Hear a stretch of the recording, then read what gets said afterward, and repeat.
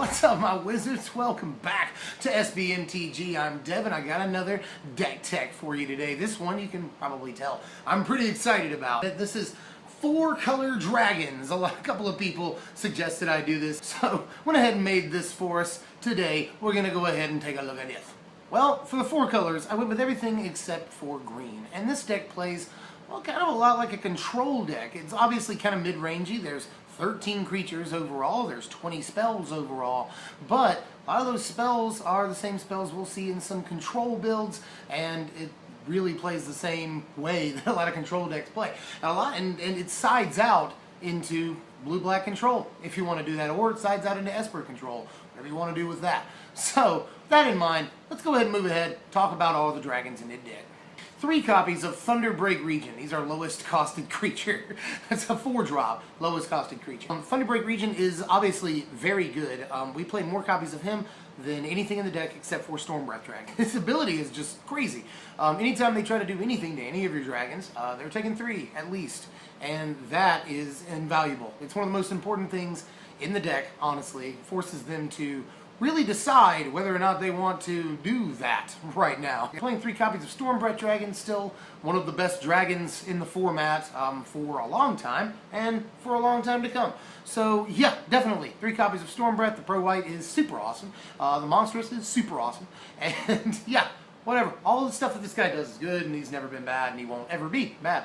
Playing 2 copies of Dragon Lord of Jutai, one of the best cards in the deck. Dragon Lord of Jutai is phenomenal, it turns out. Really don't have to give too much reason. I said this plays like a control deck, and this is a really good card for control decks. It's kind of like built specifically for that. You enjoy it when you get it, because it often wins the game for you. A lot of these dragons do that. That's what dragons do throughout Magic history. They win the game when you drop them, and that's why we built a dragons deck. We got 1 copy. This is where the silver bullets start. We got 1 copy of Sunscorch Regent. I had a couple of people in a couple of different videos comment and say like, oh, Sunscorch Regent's pretty good for this that you're doing.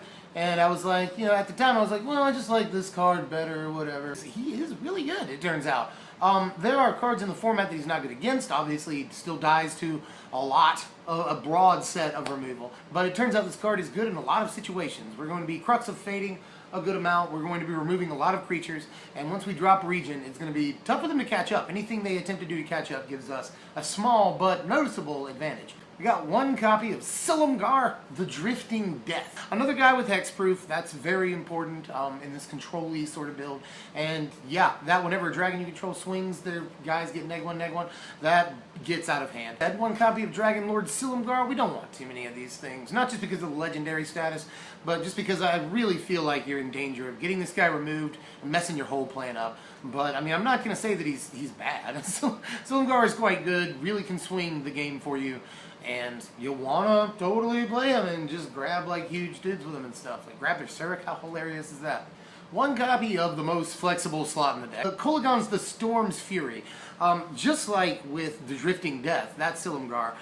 This Kolaghan can get out of hand relatively quickly. With the dash, this can really surprise them, take them off guard. It does feel like win more, and you can just win like a control deck, but this can just win the game immediately as soon as you drop it. I was just kind of threw him in there, you know, to begin with, kind of like, oh, we'll see what he does. He does things.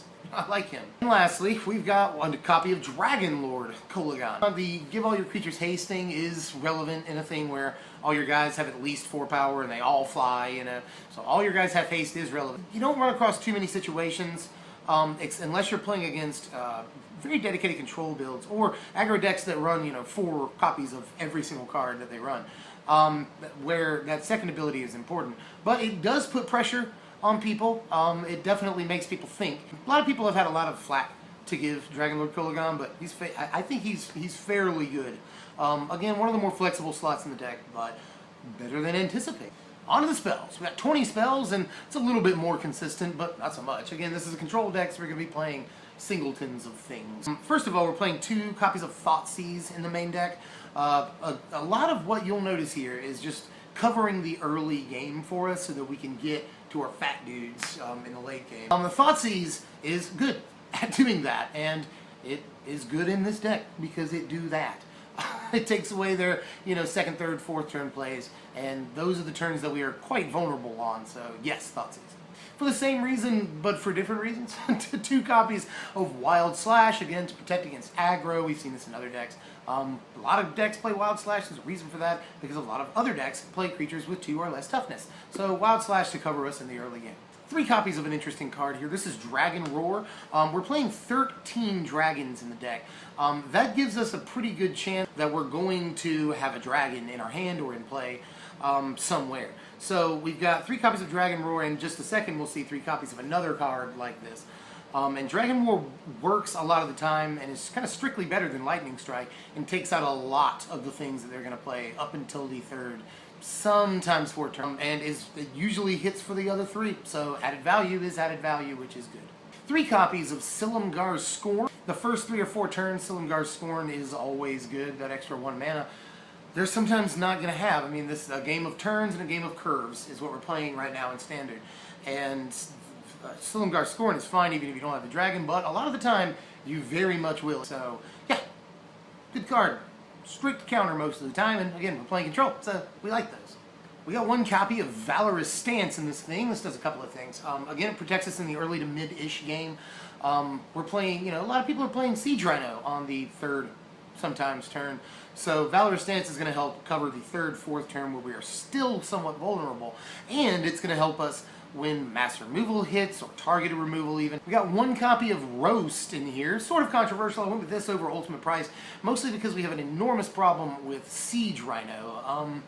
As a lot of decks do, and Roast totally takes him out, along with literally 10 out of 10 the other 100% of the other aggro cards that we're going to see. In aggro we have sort of a problem against, honestly. So we got to have either Ultimate Price or Roast or similar low-costed removal, Bile Blight, something like that. And I went with Roast over any of those other cards in the main deck because I think that it specifically handles a creature that we have a specific problem with. 3 copies of Hero's Downfall because it's strict removal and kills Planeswalkers and is good. It's the best removal in the format. 3 copies of this in a control-y, mid-rangey thing. You probably saw this coming eventually. 2 copies of Sarkhan's Triumph. Obviously, there's a toolbox of dragons here. We see a lot of 1-ofs and a lot of 2-ofs. And so, Sarkhan's Triumph is something we definitely need. We'll usually play it 5th turn. It's usually remove a guy, Sarkhan's Triumph, and then our next turn we'll play a huge dragon. And that's usually pretty good for us, honestly. Sarkhan's Triumph allows us to utilize the toolbox in any way that we see fit at the time being. It really enables the toolbox strategy and the creature structure.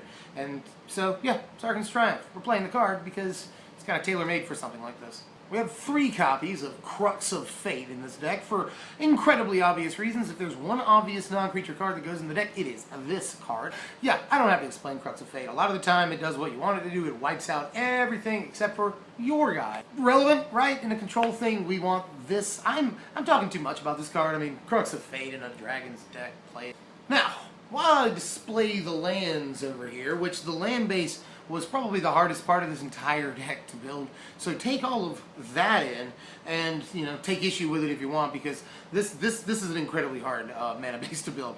I'm going to talk a bit about some cards that I didn't use before I move on to addressing the board just a little bit.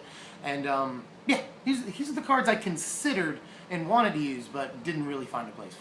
I wanted to use Sarkhan the Dragon Speaker, but I realized that it was more of a thematic inclusion. Obviously, this is a good card, but just didn't feel right. It was kind of clunky, all things considered, and it just didn't make the final cut.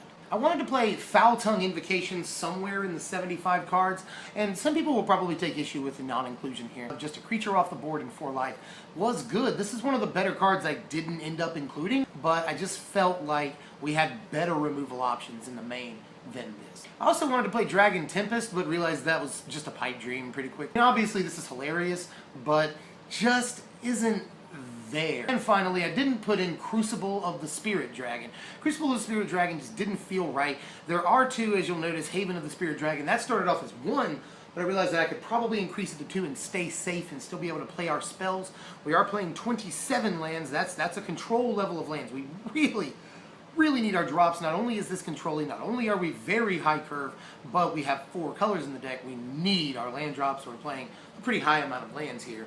And we have to play our spells. So, didn't think Crucible was quite good enough to make it. With that, let's briefly discuss our board. I'm just going to post it up right here. You take a look at that. If you'll notice, the first 5, 6 slots there are all devoted to a switch a board out into either Esper or just blue-black or even blue-white control. We don't handle the early game as well as a dedicated control deck will. That's why you see the other Thoughtseize, the Ultimate Price, the Valor Stance, the Bioblights are very important against aggro, and there's a lot of mid-range decks and devotion decks that we just, even when we get to the long game, they've already blown past us. So I think siding out to a dedicated control strategy is not only a fun way to go, but the right way to go in a lot of ways. And they won't see it coming either.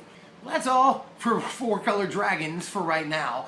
Let us know how you felt about this. If you enjoyed this content, please subscribe to our channel. We're SBMTG, strictly better MTG on YouTube. Please share our content. That helps us so much. You have no idea. Comment. We really want to know how you felt about not just this deck, but other deck techs and deck techs to come that we want to do. Just so you know, I'm thinking about 2 decks for our next deck tech, and I want your input on which one you want to see. I want to do either mono green Stompy a la Surak and maybe Avatar the Resolute. I've got a lot of ideas for this deck.